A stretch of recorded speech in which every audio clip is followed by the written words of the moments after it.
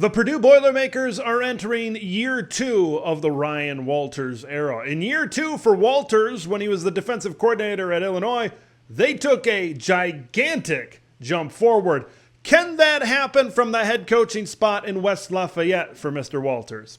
Ryan Dowd of the Boiled Sports Podcast, as part of the Believe In Podcast Network, joins me next to preview all things 2024 Purdue Boilermakers football. From LA to Piscataway, all Big Ten all year long.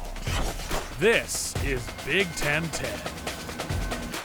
Ryan Walters and the Purdue Boilermakers are hoping for that year 2 jump in West Lafayette, Indiana. To chat all things Purdue football, we welcome in Ryan Dowd, also known as BoilerDowd from the Boiled Sports Podcast, as part of the Believe In Podcast Network, covering all things Purdue football and basketball as well. Ryan, here's where I want to start. Only USC had more players transfer out of their program with teams that had head coaches returning. What's the concern level for this? Is it maybe a lot more concerning, or is this the nature of just Ryan Walters getting his guys and his team in place for 2024?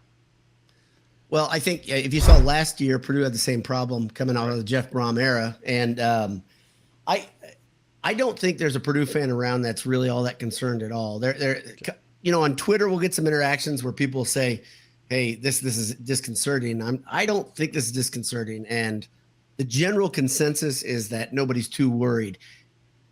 Jeff Brom and Walters, I don't know if two coaches could be more different, really. I mean, they just think about the philosophies. It's defensive backs and defense first for Walters, and obviously Jeff Brom was offense, and defense was almost an afterthought. Especially there are some years where it was worse than others, but Walters really needed to bolster the defense, and he also needed to make some changes on the offense too. His philosophy on how he builds offensive line is different, and I think we're just seeing normal getting settled, growing pain type thing, but if you see that sort of turnover next year, there might be a reason to be a bit more concerned. Right, yeah, it could be a problem there headed into year number 3 if that is the case. Let's start first on the offensive side of the football. I hold the thought that if Hudson Card can get some time to sit and think and throw the football and read a defense, he's got the arm talent, I think, to be maybe one of the better quarterbacks possibly in the Big Ten. Maybe I should say one of the more underrated quarterbacks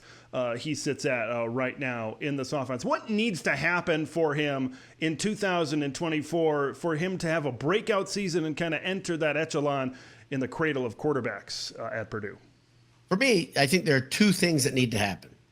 The first thing, and I think we'll get into this deeper in a minute, but the first thing is the offensive line needs to take a pretty, if not linear, but even bigger step than what we saw from during the season, is what I'm saying. So one thing you're seeing, though, is the offensive line. I think it's bolstered. The guys look like Big Ten offensive linemen. On paper, they look great. There's a lot more experience. I'm really happy with that. The two deeps are good. But then on the other side of things, I think the play calling simply has to be better from the get-go. It felt a bit like Graham Harrell waited till the end of the season to start opening things up. Almost like the beginning of the season, and I couldn't get an answer about this, and I thought for sure Harrell was telling him, don't run, don't run, don't run. Once Card started running, once he started extending plays with his legs and not playing scared, it was a different offense, right? Yep. The odd thing is he was coming out of injury when he started really letting it loose. So I think you're going to see a guy who has a complete grasp on the offense. The question is Harrell's offense dynamic enough? Is he brave enough to call the plays that we think he can? I think he was really, really predictable early in the season. So it's going to take some better play calling, in my opinion. You know, there's a common phrase when there's a lot of turnover at one position. A lot of people say, well, they lost everybody. Purdue at wide receiver, yeah, they lost everybody, right, in terms of guys for Hudson Card to throw the football to. The top 3 wide receivers, there's also one tight end in there, which we'll talk about in a minute, but the top 4 pass catchers all gone from last year's team. Deion Burks ends up transferring to Oklahoma. TJ Sheffield ends up going out east to UConn. Abdur-Rahman Yassin goes over to Tampa to play for the Bulls over at UCF. So Now you're looking for a new group of wide receivers. Who are some of these guys? Who do you expect to really step in and fill some of these playmaking roles at wide receiver in this offense? Yeah, it's a wild thing. I don't think I've ever seen this. I've been a Purdue fan my entire life. My dad graduated in 70. I graduated in 97. I don't think I've ever seen a wide receiver core that has this many question marks and this many guys where you're like, okay, he should be good, but we really don't know the truth. But it's a good start whenever you have a couple Georgia transfers in the stable there. So I'm really excited about C.J. Smith, though. C.J. Smith in the spring looked really, really fast, really elusive. He's a guy that I think he's got speed that'll match about anybody in the Big Ten. Jaden Dixon-Veal is a guy, one of the few that's on the core that had a couple catches last year. He's a former JUCO transfer, but he's looked really good in the spring. And then Jamal Edrin, he should have played last year for Purdue. He transferred the offseason before last one. And injury got him right away. You got Denylon Morissette, another Georgia guy. And again, if Georgia's interested in him, you got to think good things. So those are the guys I'm really excited about. And then there's a freshman that I'm a little bit biased from because he went to my high school named Tibbs, who's a multi-sport athlete. He probably could walk on and play basketball right now for Coach Painter. And I thought we'd see him a little bit more, but I think he caught a couple passes too last year. The question is who's going to gel and who's the guy that Card's going to build that rapport with, right? I mean, that's a huge question mark. But if I were a betting man, I'd say C.J. Smith would be my number one because that slot is going to be used a lot. Now, there may be some questions at wide receiver, but tight end, they feel pretty good at what they got coming back with Max Klare. He suffered an injury last season, but he was certainly showing some flashes of promise playing beside Garrett Miller. That's that fourth leading receiver. He ended up transferring over to Texas A&M. So this is the Max Klare show at tight end. How do you expect him to get involved? And do you think he could be one of these tight ends in the Big Ten that could maybe lead Purdue in receiving when all is said and done? I think he could be that type of guy maybe next season. The one thing, if you look at him, he's bulked up since last year, which if you look at him, you're like, okay, still doesn't look quite like a Big Ten tight end. Surely not a guy that's going to block a whole bunch, right? Right. But he's super athletic. He has some track skill in the open field. He's pretty quick. Very good hands though, and like you said, it's really interesting.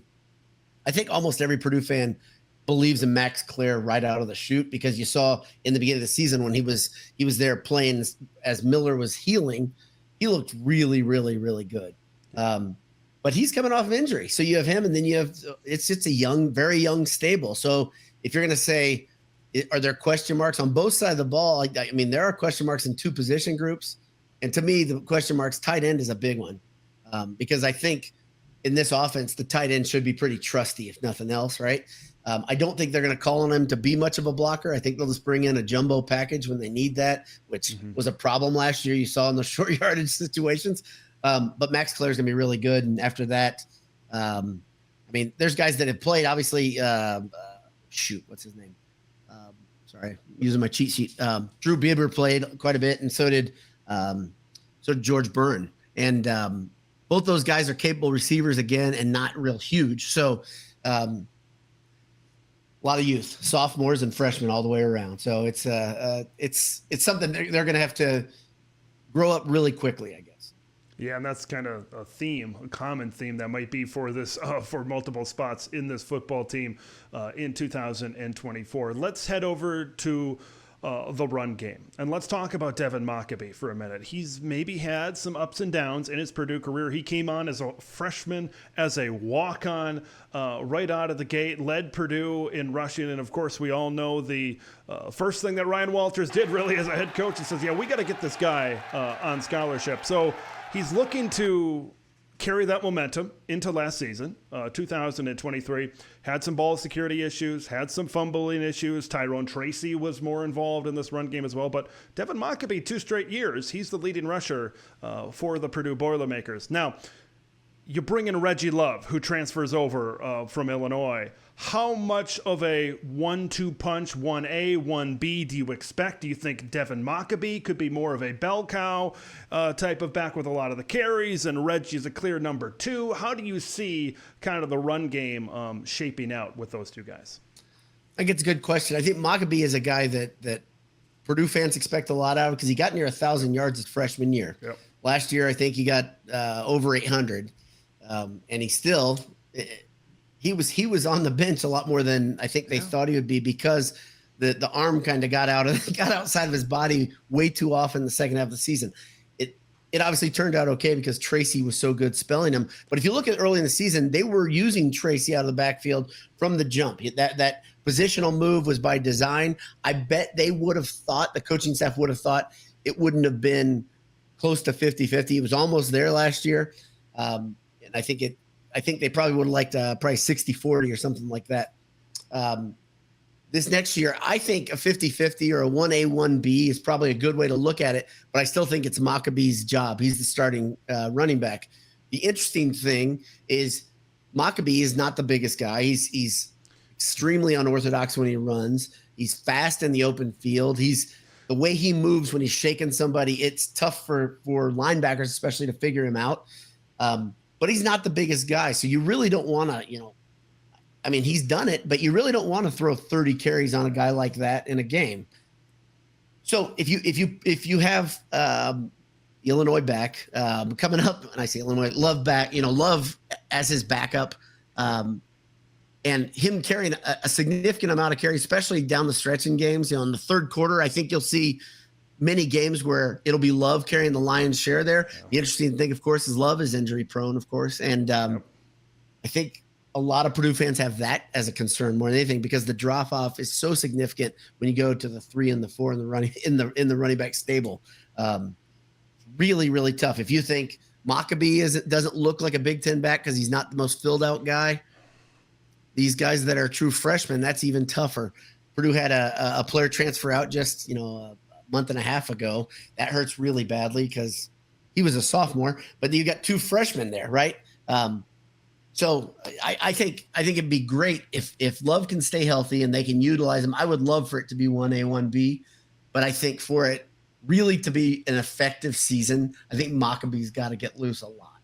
Right, yeah. And Minnesota did something very similar. Darius Taylor was so great, but he's a little bit of a smaller guy. They went out to the portal, and they got some depth at that position. Now, they got multiple guys. Purdue got one. Should be very interesting to see how that all shapes up in the backfield for the Boilermakers. For that run game and that pass game that we talked about before to really maybe hit its stride and have that breakout type of season, this offensive line needs to be better, right? They struggled last year in pass protection, short yardage running situations. Purdue fans wanted to pull their hair out, not being able to convert on those 3rd and shorts and 4th and shorts at some points during the season as well. But there is some hope for improvement, I think, up front for the black and gold. Gus Hartwig, a 2-time Big Ten honorable mention, is coming back. Marcus Mbao is there coming off of an injury. He started 20 games, second team all-freshman All-American in 2022. Jalen Grant started all 12 games at right guard last season. Corey Stewart transfers over from Ball State. Purdue fans are excited about him at left tackle. Very important spot in pass protection. 28 consecutive starts. First team All-MAC last year and a Pro Football Focus 98% pass block efficiency. So you got 4 returning starters across this offensive line. So there is some camaraderie. There is some familiar faces that have started and played a lot of college football. Do you think that this Boilers offensive line can take that much needed step forward this season? Yeah, I do. And there's one guy that you're leaving off that list that I think is extremely important. Musa is a very, very important part of that stable. He's played a lot of downs at Purdue. He's been trusty. But if you look at the way the 2 deeps are kind of panning out right now, the average guy is about 6'4.5", 6'5", 305. Pretty good size. And these are guys with long arms too. That's the big thing that, if they look the part again. This is something that I am really, really pleased with the way the portal treated them and the way they bolstered the starters, because last year you had a lot of guys that had to play way too many downs and they would get gassed at the end of the game, into the game, and they couldn't run when they needed to. So I'm really, really pleased with the depth at offensive line. They've got a couple guys that are super interesting in that offensive line stable as well. Joey Tenona is a great story. If you don't know anything about him, he's a Notre Dame transfer that he retired from football at Notre Dame because of an injury. I think it was a car injury, if I remember correctly, an accident, car accident that led to injury. And so he retired from football, and then he went and he asked for a release because I don't know how that works if you retire from football, but I think he had to get the release from Notre Dame. He got it. He lands at Purdue. He's still a little light, but he was a heck of a prospect out of high school. I think he's probably not even cracking 300 yet, but on paper, he could be really, really good. And I just like the fact that you've got so many guys that are right in that 6'5", 295 to 310 pound range. And some of them I think are probably going to come in a little heavier than that after summer. I like the offensive line a lot, and I don't think I'm alone among Purdue fans saying that at minimum the starters are really, really good. And like you said, there are guys that are they can knock heads pretty good. And then that second group, though, it's not the drop off that it was last year. That's a huge deal. That's absolutely essential for this year for Card to stay vertical and have a little bit more time. If he could have just time where he can make the decision to run and have lanes. Last year when he was running for his life a lot of the times in that second half of the season. He did a good job finding space, but it's they're essential. The offensive line is absolutely essential. Boy, you give Card time to throw, give some lanes for Devin Mockobee. This offense could be pretty exciting at Purdue. Let's head over to the defensive side of the football. Changing schemes, adapting with Ryan Walters and Kevin Kane coming in. Look, that's never going to be easy in year one, especially with the personnel turnover between the lines and on the field last season. This was a Purdue defense that was last in the Big Ten in scoring defense. Certainly some growing pains last season. But if there is some positive going into this year, Ryan Walters and Kevin Kane took a giant step forward in year two at Illinois. Can they do it year two at Purdue? That is the big question. How much of a jump do you expect this defense to make this season? I predict this to be a giant jump. And this is where I posted something a month ago where I just said Purdue football has a secret and much of the media doesn't know it. And it is that they're going to be pretty solid because of the changes on the defensive side of the football, specifically in the defensive backfield. The defensive backfield last year had so many problems with injuries and under experience. And this year you have transfers coming in that have started a lot of games. Yeah. And you have two deep that is actually a two deep. It's not just a bunch of guys coming out there and say, okay, I guess we're going to play there. Last year, Purdue was really relying heavily on a wide receiver to play cornerback for about a third of the season. They had a lot of problems with depth in that defensive backfield. And Ryan Walters, you can see the scheme is so different, having that floating safety that's so far back. What you're really doing is you're playing man coverage on the line. You need athletes, and he's got athletes now. He's got guys that are going to, I think, make a huge difference, that defense. Will they make a jump like they did that second year at Illinois? I think second year at Illinois, they were number one in the conference, right? They're pretty good, yeah. Yeah, they're pretty good. I don't think that'll happen, but you'll see that, to me, Coach Walters has a type. He likes his cornerbacks to look like pro corners. He wants them to be 6 foot, 6'2", have long arms, and be really rangy. He's got that now. And then up front, he's got defensive ends and defensive linemen that are also bigger, taller, longer, and faster. I think these are the type of guys he wants there. The question is, how quickly do they understand the system?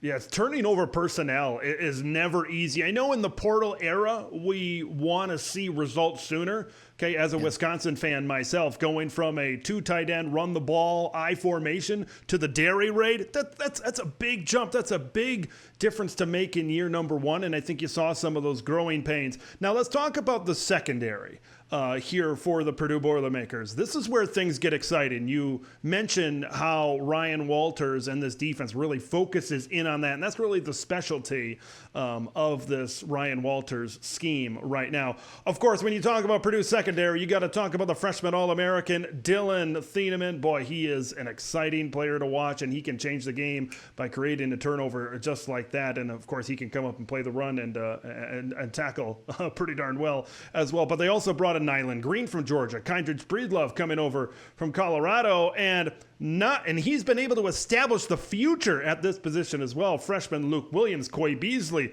Terrian Grant reclassifying to this season as well is also a big deal. Do you anticipate a big step from this secondary group this season, and maybe not allowing as many big plays over the top? Yeah, I do. But the biggest reason is not Terrian Grant. I think Terrian Grant obviously is, it's a tremendous get. Nobody saw it coming. I think everybody thought he was going to go to Tennessee. So Purdue to get him is a big deal. The question I have is how quickly will he develop and get on the field? I think it's going to be awfully hard for him to be in the two deeps right away. He is very good on tape, but he's playing against guys in high school. A lot of difference from what he's going to be doing right out of the gate, especially with this schedule. These teams they're playing are super athletic, super strong. A lot of big time programs, right? That have their personnel in place. I think Nyland Green is probably the biggest difference maker coming out of Georgia. Kendrick Breedlove is having guys that have started games, major conference, is just a huge deal. And those two right away are going to make a big difference. They're going to take a lot of pressure off Thieneman, of course. So, yeah, I'm excited about both of them. And the good thing is Alessandro, he had to start probably a little too early last year, but now he's got some experience under his belt. Stuff like that is a really welcome departure from just saying, okay, we're going to throw guys out there and hope they can swim. It's a lot better situation all the way around. Well, yeah, taking pressure off of Thieneman so he doesn't have to do everything. So he doesn't have to get 100 tackles and 6 or 7 interceptions again. Let's go to this linebacker group right now. You got Kydron Jenkins, right, that comes back. Also, Yanni Karlaftis, 2 exciting pieces. Jenkins last year, 15.5 tackles for loss. That led Purdue, 7.5 sacks as well. You look at Yanni Karlaftis in there as well. Now, beyond these 2 pieces, those are 2 pretty good pieces, but beyond that, who else do you kind of expect to fill in the depth of this linebacker room for the Boilermakers? Well, the funny thing is you've got a lot of guys that are players that, what do they call it, multiplicity, or they can play multiple places. Right. And Purdue's got a lot of those guys at defensive end. It looks like to me that could help and move into a linebacker role if they're needed there. But the drop off right now at linebacker from Karlaftis and Jenkins to Miller and Davis, or if you go to Berglund, kid out of Carmel, you just have a lot of youth again. And this is the other unit. If I was going to say, Murray, I said on the other side, the tight ends were the hardest one to say, wow, this is going to be tough here. The linebackers on this side, it's going to be tough. Not as hard as tight ends because you've got those first 2 are so good. But in case of injury, I think you'll see position movement more than anything. A guy like Will Helt, maybe they'll move him doing multiple things because Will Helt showed some things in spring. He's long, he's athletic, he's not the biggest guy in the world. Another guy that could probably do a little bit of everything, but he got his hand in his dirt at Boston College, was Shida Silla, and I'm sure I'm pronouncing his first name incorrectly, but he's another guy that's long and athletic. And this is where I think Purdue is going to make the biggest leap and going to shock the most people. Is you have a lot of guys that are in those in that front 7 that look different than they did last year because of their length. I mean, you've got a lot of guys that are 6'4" to 6'6" that they can do some things that the guys before just couldn't do it because they were not Big Ten type bodies. So that linebacker unit, though, after the first 2, or could get dicey if injury pops up early. That could be tough. Headed to the defensive line, this is a unit that actually generated the 3rd most sacks in the Big Ten last season. Now, they lose a big part of it. Of course, Nick Scorton transferring over to Texas A&M. But the defensive line, it only returns Cole Brevard right in the middle. So you're going to have some fresh faces. You're going to have some new blood up front last season. Who do you anticipate filling those gaps up front? Well, Brevard, I love that you mentioned him right away. I love Cole Brevard. He's a guy, he's from Penn State. He was big right away when he came in, but he didn't have the instant impact that I thought he would 2 seasons ago. Last year, he was a stalwart. He played a lot of downs. He was on the field the whole season. Next to him, Joe Anderson is a transfer out of South Carolina, who I don't think saw the field all that much last year. I believe he transferred last year. Me trying to get my head around the ever-changing world of Purdue football right now. But after that, there's a transfer from Auburn that I think everybody should they want to mark it down on paper. Jeffrey Mabah is a big athletic guy. Again, very long arms, very athletic. He's going to create problems, but there's another one that's going to sneak up on people named Jairo Ojada. He is a really interesting guy. If you watched him in the spring game, he transferred from Franklin College just outside of Indianapolis. But I think he's 6'6", and he's super lean, and he was all over the field in that game. Granted, spring football heroes, I know that doesn't always translate. This is the guy that you're like, how the heck did he play on that level? Right. He and Mabah, both of those guys, I am extremely excited about them because of the ranginess and their ability to get in space and just do big things. They've got a couple other guys that I like a lot, but one of them is a local kid named Mo Amande. He's from Lafayette, and so he didn't come very far to start playing at Purdue, and he started making an impact on the team last year at the end of the season. He's another big, strong guy, and he'll spell Brevard sometimes, but I really like the fact there's depth there, there's athleticism, and there's a lot of players that have seen a lot of action. Certainly sense some optimism about that defense. Let's head over to the schedule. The Big Ten, once again, didn't do Purdue any favors, right, when it comes to the slate. And this also involves a season where they also scheduled Notre Dame on there as well. You got Oregon, Penn State, Nebraska, Notre Dame, all at home, Wisconsin on the road. We know Purdue's struggles against the Badgers. Struggles. Yeah.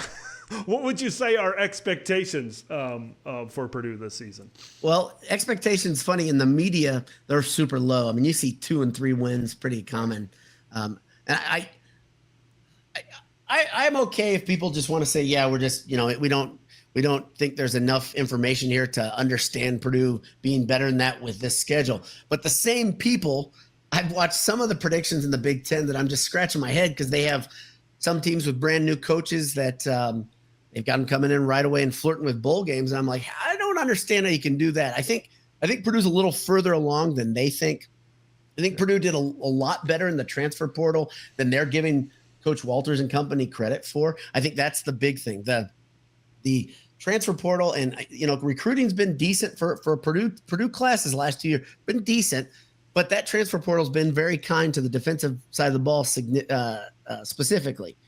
So I have Purdue being a 5 or 6 win team. I think winning 5, I'll be honest though, winning 5 would be a coup, if this schedule. This is tough. Starting the pre-con the way they do, I think you forgot, or maybe I missed it. You said Oregon State on the road. Yeah. My goodness. I mean, every game except for Indiana State is an absolute bear. There's no weeks off. There's no breaks there. And to tell you the truth, I wish Purdue would learn a little bit from some of their conference brethren, saying, okay, we're gonna put a couple cream puffs in there, but they haven't gotten it yet. Obviously you see Indiana State right away. That's an old relationship. They played them a lot the last decade, sure. And getting them on the schedule is a huge deal just so they can figure some things out. But Notre Dame and Oregon State, man, oh man, that's rough. And going out to the West Coast, I believe that's a night game. I believe it is.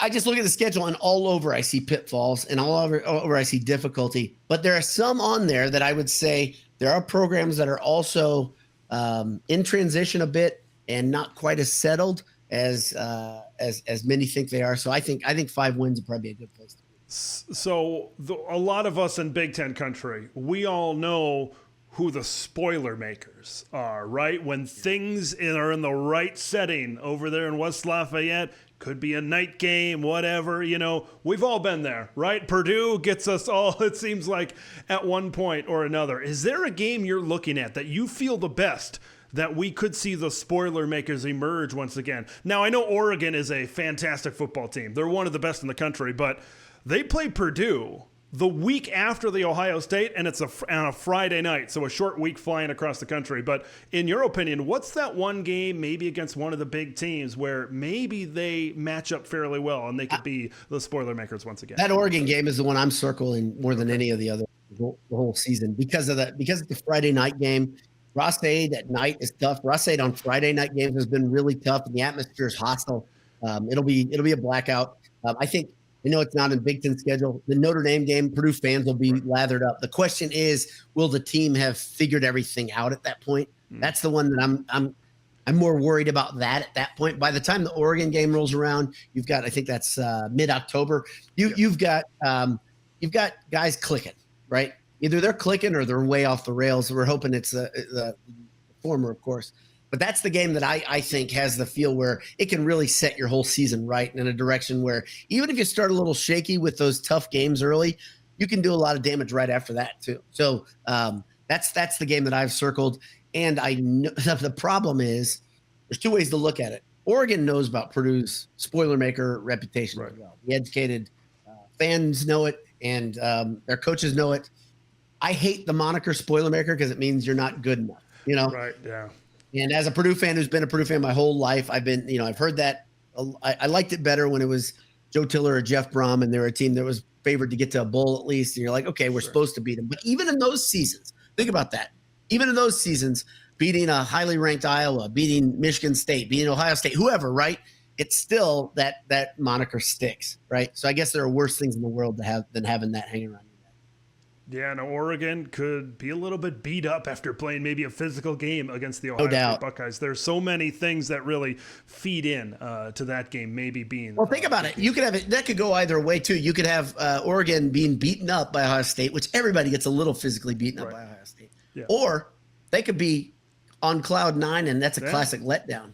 Yep. Mercy. That's a tough thing. And this is where everybody's getting acclimated to the West Coast travel and the coming to the Midwest travel. It's a pretty long trip. It's not, granted, it's not going to Happy Valley for Oregon, but it's a long trip nonetheless. I think it's a good one because it's either going to be a letdown or either way. I think they're in for is a fight, right? Yeah. I don't think any Purdue fan's going to put that a W down as in Sharpie or anything. But I think you're in for a fight, and I think if you can keep it within a score, anything can happen. This is where maybe we see Hudson Card start flirting with the idea of being in the Cradle of Quarterbacks game where you really get on the map and make some plays and on a national stage. Be a lot of fun. This is college football after all. There's upsets. We need some chaos. I think there's going to be a lot of chaos in the Big Ten with all of these things. No divisions, new football cultures from out west kind of coming in. Ryan Dowd from Boiled Sports Podcast, a part of the Believe In Podcast Network. Great discussion as it pertains. Good amount of optimism for Purdue in year number 2 of Ryan Walters. Ryan, thanks for joining me today, and I'm sure we'll see you down the road. Thanks for having me, Ted. Hammer down. Thanks for watching Big Ten Ted, where it's all Big Ten all year long. Make sure to like the video to spread the word of Big Ten Ted to the masses, and subscribe to the channel for updates on Big Ten content that drops every day.